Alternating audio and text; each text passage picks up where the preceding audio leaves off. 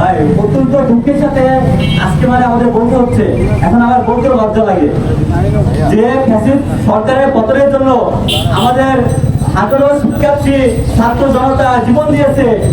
আজকে কুষ্টিয়ার মতো লালন একাডেমি, যেটার পরিস্থিতি সারা বিশ্ব থেকে মানুষ আসবে, সেইখানে হচ্ছে আমাদের কুষ্টিয়ার জেলা প্রশাসক যিনি এডিসি আছেন বর্তমান ভারপ্রাপ্ত, তিনি আওয়ামী লীগের যারা দোষর ছিল, যারা সরাসরি ছাত্র হত্যার সাথে জড়িত, তাদের দিয়ে এই লালন যে মেলা সেটা হচ্ছে পরিচালনা করতে যাচ্ছে। শেখ হাসিনা বলেছিল তিনি দেশের পাশে আছে, হঠাৎ কোনো সময় দেশের ভিতরে ঢুকে পড়বে। এই লালন একাডেমির মাধ্যমে কুষ্টিয়ার জেলা প্রশাসক উনি হচ্ছে তাদেরকে সুযোগ করে দিচ্ছে, যাতে বিশ্বের দরবারে দেখাতে পারে যে বাংলাদেশের মানুষ শান্তিতে নাই। এই মেলাতে তারা এমন কিছু ঘটাতে চাচ্ছে, যেটা ঘটানোর মাধ্যমে বিশ্বের দরবারে দেখাবে যে বাংলাদেশের মানুষ শেখ হাসিনাকে হটাইছে, আওয়ামী লীগকে হটাইছে, কিন্তু তারা কি করার জন্য, দেশের ভিতরে অরাজকতা করার জন্য, বিশৃঙ্খলা করার জন্য। আমরা চাই এই লালন মেলা শুরু হওয়ার আগ দিয়ে আওয়ামী লীগ ফ্যাসিস্ট সরকারের যে অ্যাডপ কমিটি, সেটা হচ্ছে ভেঙে দিতে হবে, কমিটি দিয়ে এই লালন মেলা পরিচালনা করতে হবে। আজকের আমাদের এই মানববন্ধন লালন একাডেমির আমার যারা শিক্ষার্থী ভাইরা আছেন, ভাই এবং বোনেরা আছেন এবং আমাদের সিনিয়ররা আছেন, আমি সবাইকে উদ্দেশ্য করে একটা কথা বলতে চাই। এই যে আওয়ামী লীগ সরকারের যে বেতনরা আছে, এই কমিটিতে আর থাকবে না। আমরা চাই এদের ভোটে, আমরা আর এদেরকে দেখতে চাই না। আমার যে সকল ভাইরা শুয়ে গিয়েছেন তাদের আত্মার মাগফিরাত কামনা করি এবং সবাই তাদের জন্য 1 মিনিট আমরা নীরবতা পালন করব।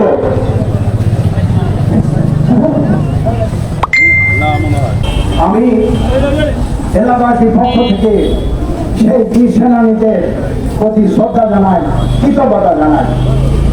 পাশাপাশি লালন একাডেমি একটি জাতীয় পর্যায়ের প্রতিষ্ঠান।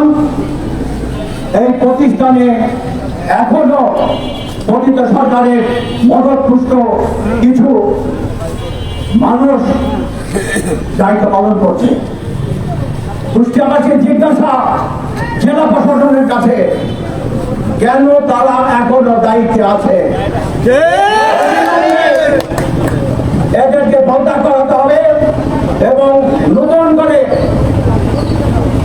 বৈষম্য বিরোধী ছাত্র আন্দোলনের নেতৃবৃন্দ, সাধারণ জনতা, সভ্য সমাজের প্রতিনিধিদের নিয়ে একটি সুন্দর মানানসই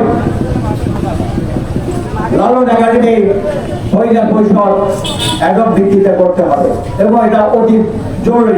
কারণ আগামী 1 কার্তিক, 17 মার্চ, 17 কার্তিক, 17 অক্টোবর, 1 কার্তিক স্বামীজির তিরোধান দিবস। এই তিরোধান দিবস যথাযথভাবে পালন করতে গেলে অবিলম্বে একটি সুশৃঙ্খল কমিটি দরকার। বিসমিল্লাহির রহমানির রহিম। আপনারা জানেন আজকে এমন একটা সময় আমরা এখানে দাঁড়িয়েছি, যে সময়ে লালন একাডেমির অস্তিত্বের বিষয়ে আমরা দাঁড়িয়েছি। আমরা স্লোগান তুলে ফ্যাসিস্ট কমিটি বাঁচাও, লালন একাডেমি বাঁচাও, এই লগ্নে আমি বলতে চাই যে গত 5 আগস্ট আমরা যখন যুদ্ধের ময়দানে এই দেশ স্বাধীন করার জন্য যুদ্ধে নামেছিলাম, 1 মিনিটও লাগে নাই শেখ হাসিনার পদত্যাগ করতে। আমি মনে করি এই লালন একাডেমি বাঁচানোর জন্য বর্তমান যে দুষ্কৃতি কমিটি আছে, এই কমিটি হঠাৎ 1 সেকেন্ড সময় লাগবে না। আমি ছাত্র জনতার গণঅভ্যুত্থানে নতুন বাংলাদেশ যে গঠন হয়েছে, তার পরিপ্রেক্ষিতে আজকে এই মানববন্ধন লালন একাডেমি যে কমিটি আছে, সেই কমিটির প্রেতাত্মারা এখন পর্যন্ত আছে। এই কমিটি করে পুরাতন কমিটি ভেঙে নতুন কমিটি করে এই লালন একাডেমির নতুন কমিটিকে করতে হবে, এটাই আমাদের মূল লক্ষ্য, মূল দাবি। এই কমিটি